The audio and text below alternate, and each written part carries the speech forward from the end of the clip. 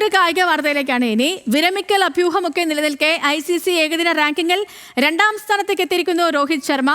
ICC ഏകദിന 2020 റാങ്കിങ്ങിൽ ബാറ്റർമാരിൽ Indian താരങ്ങൾക്കാണ് നേട്ടം. ടീം റാങ്കിങ്ങിലും ഇന്ത്യ തന്നെയാണ് മുന്നിലുള്ളത്. മനീഷ് ഏഷ മാത്യു ആണ് കൂടുതൽ വിവരങ്ങളുമായി സ്പോർട്സ് ഡെസ്കിൽ നിന്നും ചേർന്നത്. മനീഷ്.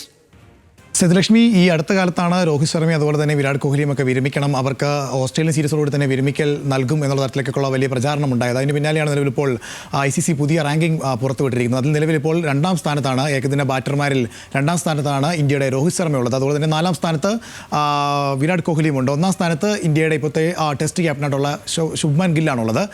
അതോടൊപ്പം തന്നെ ഇന്ത്യ തന്നെയാണ് നിലവിലിപ്പോഴും ഏകദിന റാങ്കിങ്ങിൽ 1ാം സ്ഥാനത്തുള്ളത്. ഇനിയിപ്പോൾ 2020 വരികയാണെങ്കിൽ ഇന്ത്യയുടെ അഭിഷേക് ശർമ്മ 1ാം സ്ഥാനത്തും അതുപോലെ തന്നെ തിലക് വർമ്മ അദ്ദേഹത്തിൻ്റെ ഒരു സ്ഥാനം മെച്ചപ്പെടുത്തി 2ാം സ്ഥാനത്തേക്ക് വന്നിട്ടുണ്ട്. അവിടെയും ഇന്ത്യ തന്നെയാണ് ആദ്യ റാങ്കിങ്ങിലുള്ളത്. അതായത് ഇന്ത്യൻ ടീമാണ് T20യിലും അതുപോലെ തന്നെ ഏകദിനത്തിലും ആദ്യ റാങ്കിങ്ങുകളുള്ളത്. ബാറ്റിങ്ങിലേക്ക് വരുമ്പോൾ രോഹിത് ശർമ്മയും ഗില്ലുമാണ് ആദ്യ 2 റാങ്കിങ്ങുകളിൽ ഏകദിനത്തിലുള്ളതെങ്കിൽ അത് T20യിലേക്ക് വരുമ്പോഴത്തേനും തിലക് വർമ്മയും അതുപോലെ തന്നെ അഭിഷേക് ശർമ്മയുമാകുന്നു. ഇതിൽ ഏറ്റവും പ്രധാനപ്പെട്ട ഒരു കാര്യമെന്ന് പറയുന്നത് ഈ കഴിഞ്ഞ ദിവസങ്ങളൊക്കെ തന്നെ ഈ വിരമിക്കലുമായി ബന്ധപ്പെട്ടുള്ള അഭ്യൂഹങ്ങളൊക്കെ നടക്കുമ്പോഴാണ് വിരാട് കോഹ്ലിയും അതുപോലെ തന്നെ രോഹിത് ശർമ്മയും ആദ്യ 5 സ്ഥാനങ്ങളിലുണ്ട് എന്ന് പറയുന്നത്.